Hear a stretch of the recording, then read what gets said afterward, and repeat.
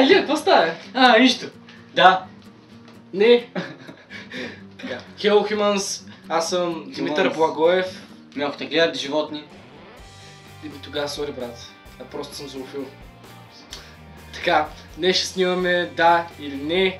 Ако се чудите защо не съм качвал видео, бях на почивка в Банско с този чакал и много други хора, момичета, които си имат приятели. Които си имат приятели.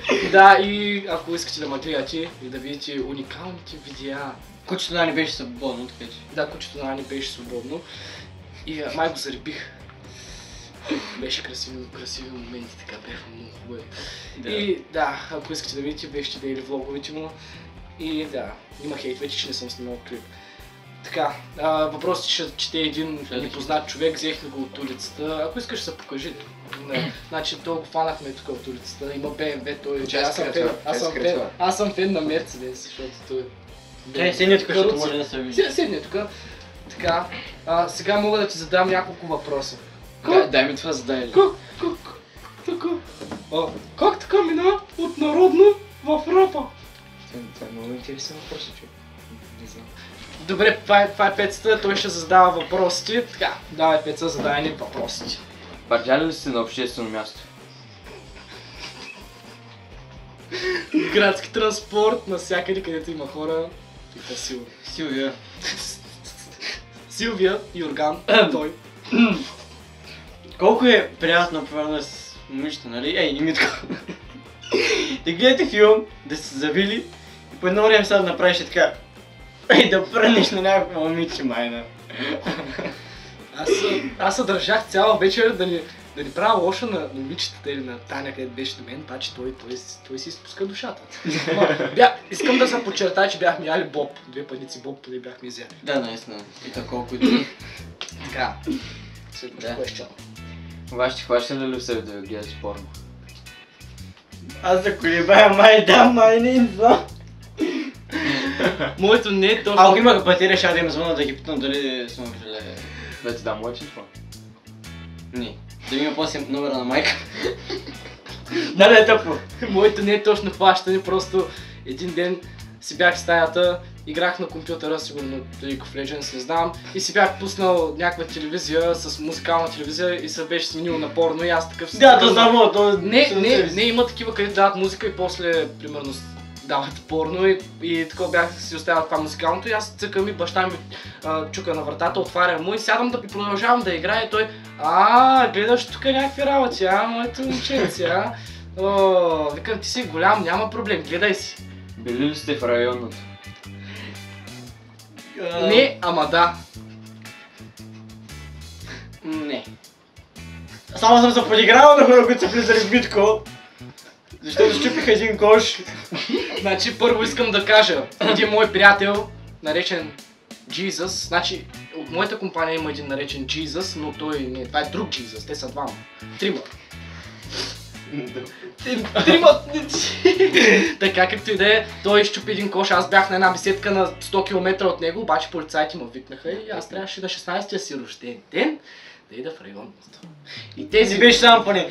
И този мой приятел да ми звънни, Митко, какво правиш, къде си? А те много добре знаят. Чакай малко. Съм в районното. Реших аз да отида да викна един приятел, който беше на 5 минути път. Дали всичко беше окей. Пръща ми се полицията, нали? И всички хора и стоят така. Някакви станали, още малко ще ме разриват и такова. И там полицайите викат, вие какви сте и вие сте виновни, нали? Някакви си и вие идвайте, ама казаха, че нали няма нищо общо. И с другото момче се смяхме като луди. И нали, след като те тръгнаха, реших да се върна да снимам коша, нали? И имаше там двама полицая. Или май бяха 3, не съм сигурен. И аз ги питам, може ли да снимам? И те викат не. И аз викам, щом вие снимате, аз ще снимам. И такова. Снимах и той ми вика, чай аз да снимам. Отидох до коша и направих те. И вече снимка за районното, усмихни се. Да. И такова. И да, като цяло трябваше да отивам към районното, беше много студено, духаше вятър, аз бях с тениската на фоса, с един елек и тръгваме към районното, духа вятър, замръзвам и вече преди да стигнем до районното, някакъв тип реши да направи една ръчна И полицайите, ела тук, моето момче да ти напишем едно акче. И трябваше да стоим там 20 минути, аз бях точно така зъзна и питах и ги молих да идем по-бързо. Аз говорих с майка му. А той говори с майка. Ще се говори с майка. Тя ме звъни, вика, Митко, къде аз към районното? И Радо пардеше постоянно и завикаше. И викаше, така беше, свиня. Някъде такива неща, човек. Аз звъннах, разбира се, на баща ми, защото майка ми... Да. И баща ми дойде да ме вземе и ми каза просто... Не, с го щън.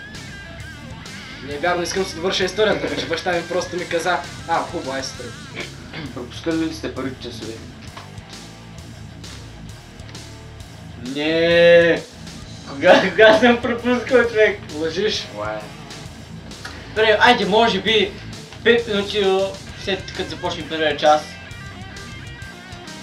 Ало, Илия, какво става? След втория час, вече почва третия. Ало, Илия, какво става?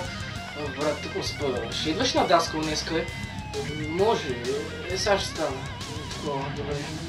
Не, ти ме пропускаш. Да, това се е случило рядко, обаче се е случвало. Да, ма иначе, 5 минути са.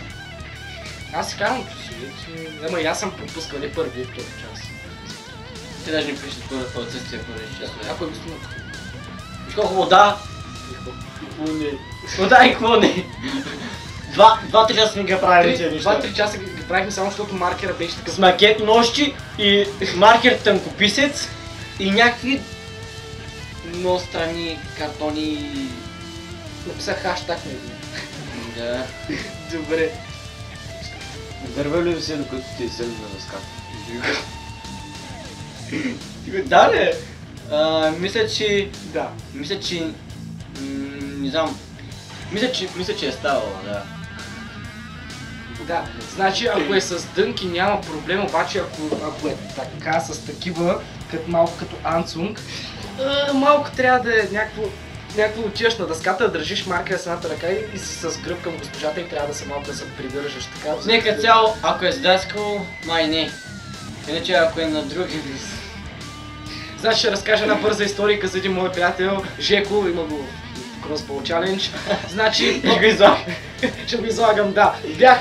Бяхме на последния чин по математика и си говорим с Жеко и госпожата реши да го дигне, обаче на Жеко, разбира се, не беше станал.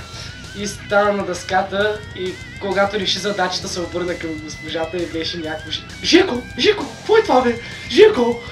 Веднага да сядаш, как му е такива работи? Той Жеко някакъв такъв притеснен се сяда и аз като най-добър приятел падам от чина и не мога да спра да се хила. Това е по действителен случай. Излагали ли сте приятелите ви на публично място? Постоянно!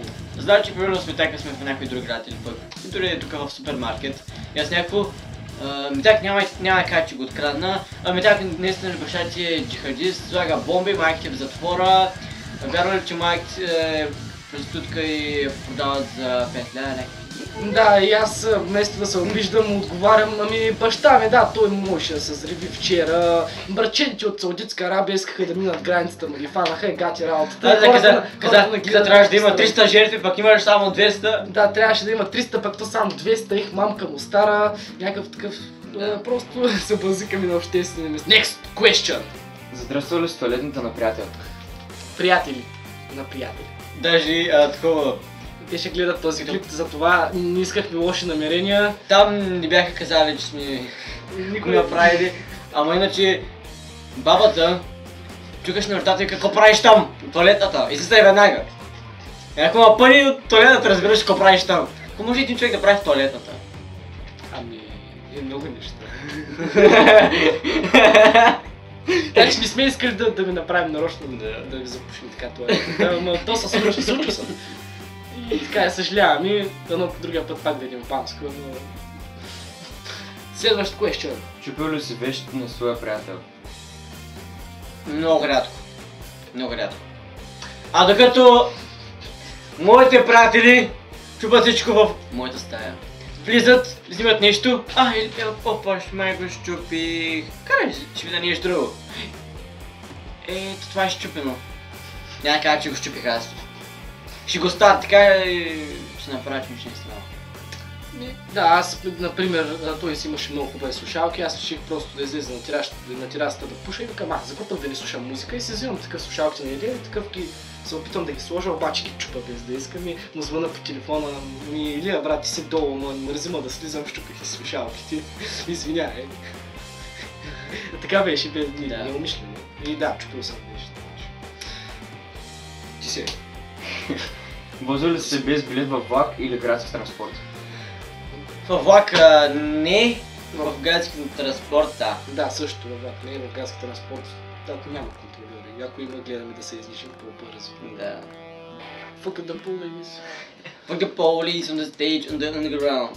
Не се Да, почти близо беше, близо. Слушайте ли Гери Никол? Ама не! Да, това. Да, съм някакъв фен. Той има 70 абонати и на последния клип има 67. 300 гледа някъде. Това, което ще му допринесе поне 200 000 лева. Така че споделите клипа, защото нали иска да си купи Lamborghini много по-хубава къща, трябва да му поне 1 милион нещо сеща се. Аз събирам парите вече 2 дена за тъвка. Ти ми говориш за... Тихо, те не знаят, че ние печелим по хиляди и милиони на седмица. Да, да ни разбират. Да. И така ще съберем пари, колкото да са целим с жълти стотинки. Харесате ли ви клипа? Не шегувам се. Ще ме рекламираш ли? Да, и сега още като се приберем ще рекламирам. Ейй! Добре, от сега почвам да снимам по-често. Намерих си оригинален апарат за 300 лева. Не, по-скоро за малко. Продавам грами. По-скоро си намерих вече оборудване за снимане и обработка. Вънка. И после да не ми кажете, че съм си изкопал канала отвора. Да, и... Сега нашия ще го копаем. Не също трябва да го правим. Да, това го знам. Ама мръсне. Така че ще има нов клип в канала му. Да. Не мога да казвам мръв. Не мога да задържам мръв. Той не може да казва. Ало. Майка бе. Не може да ни... Казваш ли р? Да. Добре. И скоро може би ще има нов клип. Само аз, защото сега втория клип пак е с него. Що си клипаме, бе? Изнявам се, бати. Изчезва, човек. Как за какво си в клипа хората искат да гледат мене, бе? Изчезва, кой ти позволи? Това значи, че трябва да ти върна парите, които ми даде да снимем заедно. Да. Тия 200 лева се отидох. И тия 200 лева. Мерси. Брат, съжалявам, но ще изрежа от целия клип, защото хората искат да гледат мене. Така си е. Добре, надявам се клипа да ви е харесал и